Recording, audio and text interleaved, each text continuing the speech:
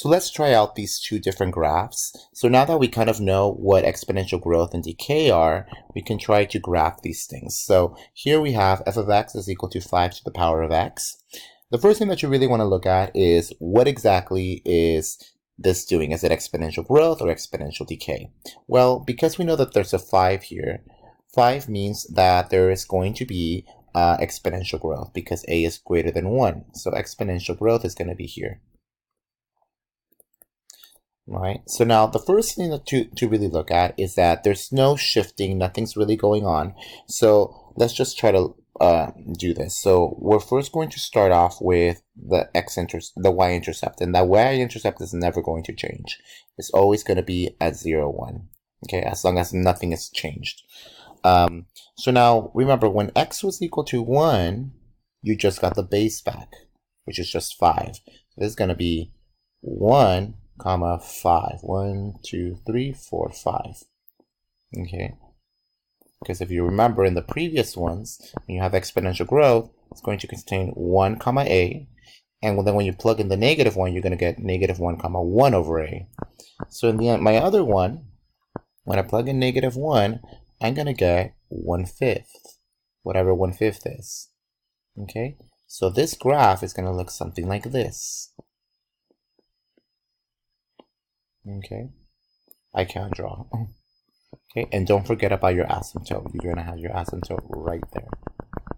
Okay, all right, now let's look at this one, this other one. So let's say we have 1/3 to the power of x. Well, because there's a 1/3 here, we know that this is going to be exponential decay. So this one's going to be decreasing. So first, let's label our asymptote at 0.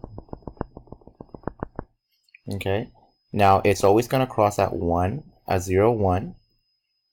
When you plug in 1, you're going to get 1/3 to the 1 power, which is just 1. I'm sorry, which is just 1/3. So it's going to be there. And then when you plug in negative 1, that's going to be just 3. 1, 2, 3. Okay. So this graph is going to look something like this.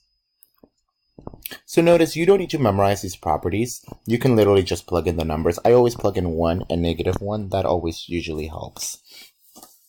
Okay, now let's look a little bit of more interesting graphs because nothing is really happening. You still have the shape, it's just that it's being stretched. So this is a 5, so now it looks a little bit longer. It's stretched to 5. This is a 1/3, so now it goes up to 3. So so you have these little things. But now what we're going to do, we're going to shift them. So we're going to do some transformations. So some transformations. So this is going to be very similar to the quadratics that we were looking at before. So remember, if you have something that looks like this, f of x is equal to a to the power of x plus h, where the plus h is on the top, remember that, oops, maybe not, let's write it as x minus h. Okay, so remember that if h is negative, move right. So you're going to move it to the right-hand side. If h is positive, move left. Okay? So if you have something that looks like that. Now, if you have f of x equals a to the power of x, and then you have a plus k here, which is right next to it, not in the exponent, if k is negative, you move down. And if k is positive, you move up. Okay, how many units that is. All right, so let's first start with the first ones. Now, one thing that you have to be really careful with, and let me just do a little note. Be careful with asymptotes. Okay, so here asymptote will only move with k. Okay, so whatever this is, that's when the asymptote is going to move. H is not going to move, but with k it is. Okay, all right, so let's do a couple problems.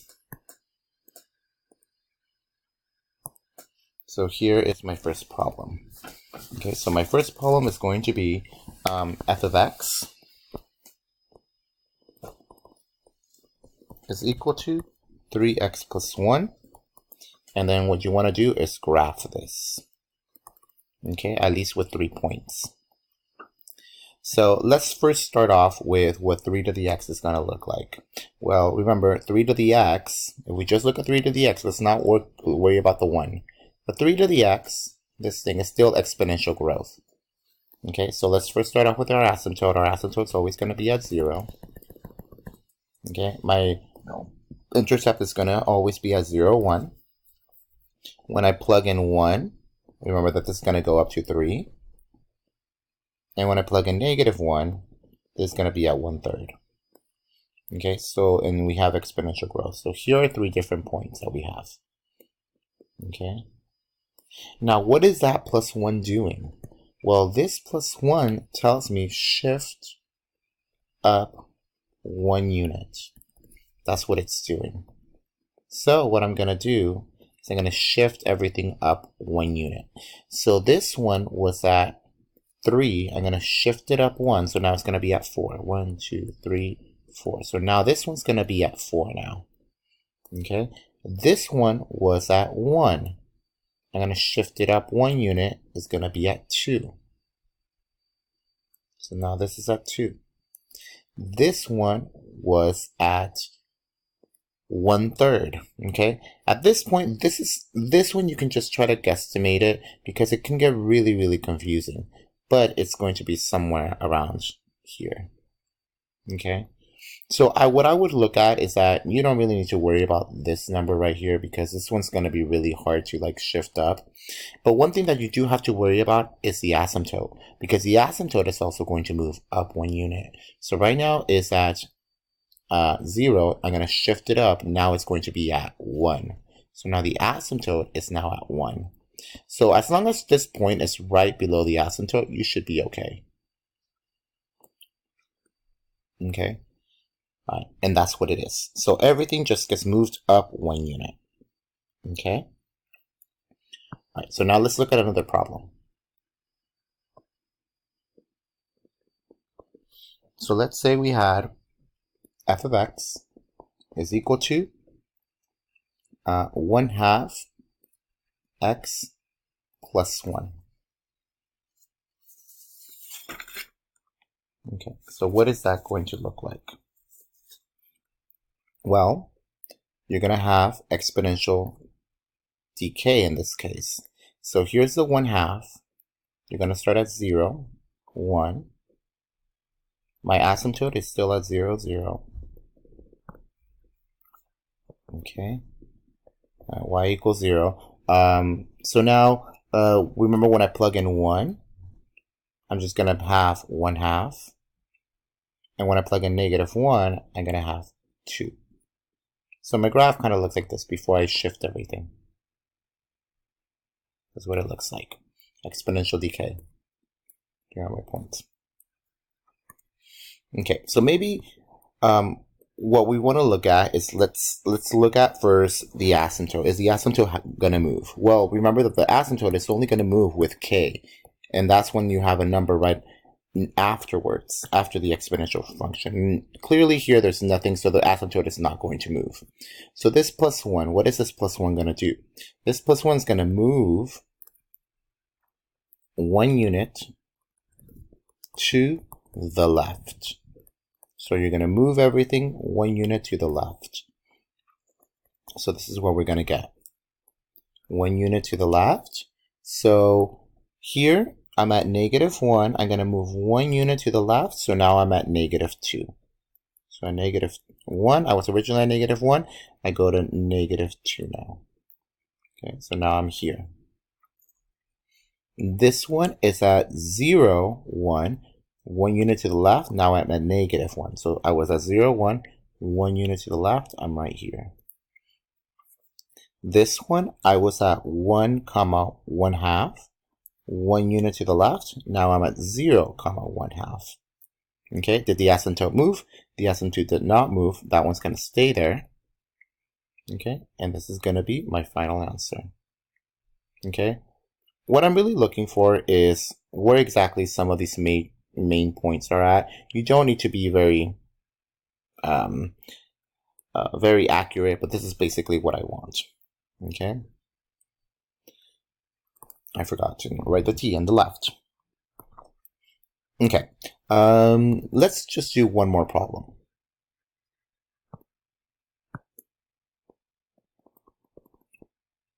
Okay, so let's say we had f of x is equal to 2 to the power of x minus 1 plus 2. So what is that going to look like? Well, the first thing that you're going to do is that let's just start off with a graph. So let's draw the asymptote, which is going to be at 0, y equals 0. Then you have our x-intercept, which is at 1. Since it's 2 to the x power, you're going to have exponential growth. So when I plug in 1, remember you're going to get just the base back, just 2. You plug in negative 1, you're going to get the opposite of the base, which is just 1/2. So you have something that looks like this. All right, now you have multiple things going on here. First, you have this minus 1. Now remember, this minus 1 just says shift 1 unit to the right. And in this case, because we're dealing with this one, we're not going to move the asymptote. When are we going to move the asymptote? Well, we're going to move the asymptote with this plus 2. And this plus 2, let me choose another color. This 2 says shift 2 units up. Okay, so first we're going to do the orange. So the orange says you're going to shift 1 unit to the right. Okay, so everything's going to move over to the right 1 time.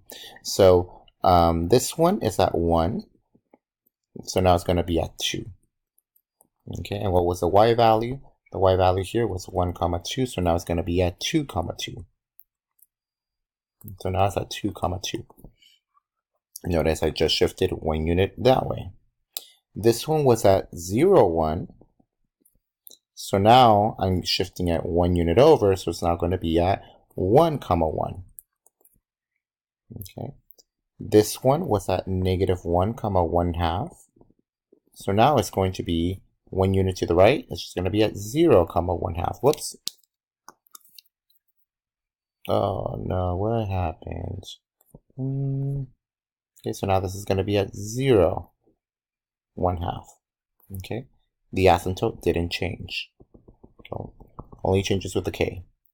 Right, so this is what it looks like. So this is me just shifting everything 1 unit that way. Now I'm going to look at the blue one. The blue one says that 2 units up. Okay, so now I'm going to shift everything 2 units up. Starting with the asymptote, this is going to be at 0 initially. So this is at 0. So now when I shift it 2 units up, now it's going to be at 2. So my new asymptote is now going to be at 2. Started at 0, now going to be at 2. So here's where the asymptote is at. Cannot cross. Okay, so now we'll start off with this point, which was at 1/2. I'm going to shift it up 2 units up. So 2 plus 1/2 gives me 2.5. Okay, so if here's 3, 2.5 is around here. Here's 2.5. Okay, so 0, 2.5. All right, then this one was at 1, 1.